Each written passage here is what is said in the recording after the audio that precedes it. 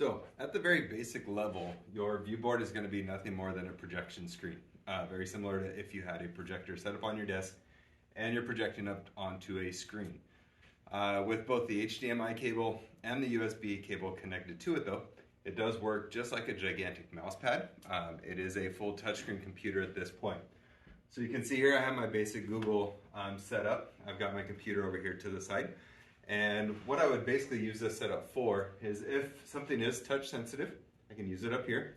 If I need a keyboard and find it easier to use out on my laptop, I have access to it here. And I'm also going to show you up here how to access your floating keyboard so you can actually keyboard up here as well.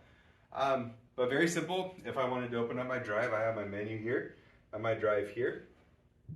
A little 2 clicks here is going to open up my drive, and now I'm working within my drive itself. So if I'm working with students and I want to display a document, I could simply click on it, and this here is the training that you're going to be receiving. So this document would be here to share with your students. Now, just like with the computer, if I wanted to start typing, I could do so. But at this time, I do not have my floating keyboard. So what I want to do is show you how to make sure you have access to the floating keyboard. So from down here, you have your taskbar down here. If I simply click and hold, you'll see a little square pop up, and I let it go, you're going to get this little menu. This is also shown on one of the videos that I've linked on your training. And you'll see something that says Show Touch Keyboard. And if I click on that, what's going to happen down here in the lower right hand corner of my screen is I'm going to have access to a keyboard. So if I do touch on that, it's going to pop up my little keyboard. Now, you'll notice there are different settings. When yours first pops up, it's going to look something like this. And you'll notice it does not move around. But in the upper left-hand corner here, you'll see a little cog. And if you click on the smaller one right to the right side there, we can pull up this keyboard and we can move it wherever we want. So now if I want to click on here and I want to start typing, I could simply do it from here. And you'll see I'm just going to put in can type here, and it's going to appear. If I want that to go away, I could simply just click on that and it will go away, and we're working from there. Okay, another thing, something simple you can use this for is like something on YouTube, and you can work from here. And again, it's just very much so just a big display screen from here. Now as this video is playing, you will notice that there is no audio. And what I want to make sure is that my audio does appear. And if I don't have any audio, for the most part, it's going to pop up automatically. But if I do not have any audio, on your toolbar down below, you'll see a little speaker, and I can click on that. I do want to make sure it does have the IFP. Yours may have a little different number there, but that's the internal speaker for your viewboard. If it has a little X, that just means it's muted, so I can unmute it. Or if a different set of speakers is chosen, you can choose the correct one. Now from here, this is just simply a click and drag. And then from here you also have on the side here of your board, you do have controls for the board, which you can turn up and down if you choose to do so. Okay, so from here, if I was to click on the video, Pika. So now you're going to get those videos. This is at the very basic. So you're using it as a gigantic touchscreen computer. You're using it as a projection screen, and you're giving access to your students from there. Now, if you look at your viewboard, let's come back to my dock here just to make it easier. You will notice on the left-hand side and on the right-hand side, there's 2 little triangles or arrows on the side. Now, if I click on those, it's going to open up a little toolbar. You can see here I have a home button, I have a pen, I also have a little thing here, flashlights and things of that nature. So what this is doing is just using very basic tools that you can use to annotate or write on top of these documents. So let's say I want to write on this, so I'm going to click on my pen here, and I'm just going to simply, I want to circle some stuff, so I'm going to circle, I'm going to do this in pink. So now once I got this ready to go, if I wanted to circle right here, I can do so. If I wanted to underline, I could do so. If I want to change it to red, make sure they know that this word is important. And if I want to highlight something in purple, I can go ahead and do so.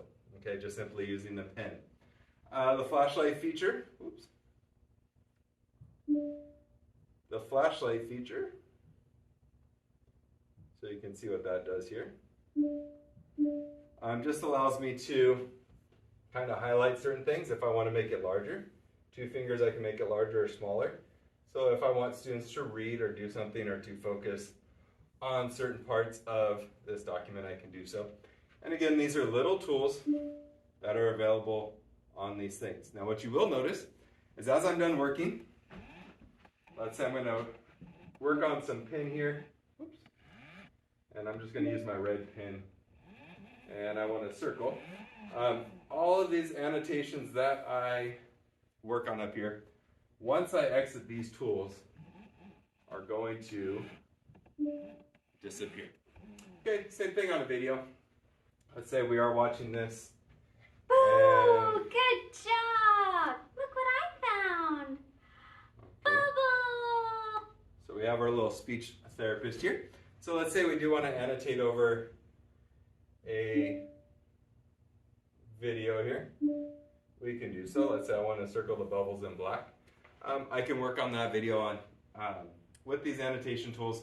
And again, if I want them to disappear, I simply click the X and I go away from there.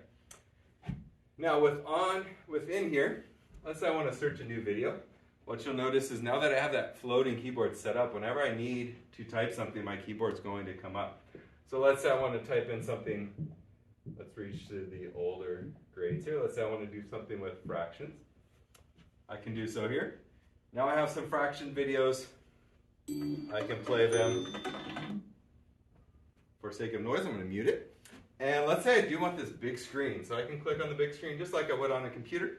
And I've got that here. And you will also notice that my tools are still here even on the large screen. So if I'd like to use those pens one more time, I can do so.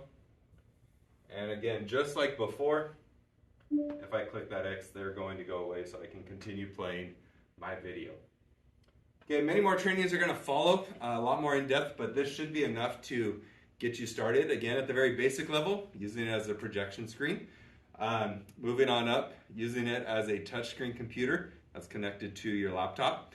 And then moving forward, using these tools on the left and right hand side to annotate or work on documents. And I know one of the questions is going to be, what about the pens? You'll notice I did everything with my fingers in terms of touch. The pens do work as well. If I was to pull one of these pins up, and let's say I want that pen tool to come up, now my pens are my touch screen. So we can use that if we choose to. Totally up to you.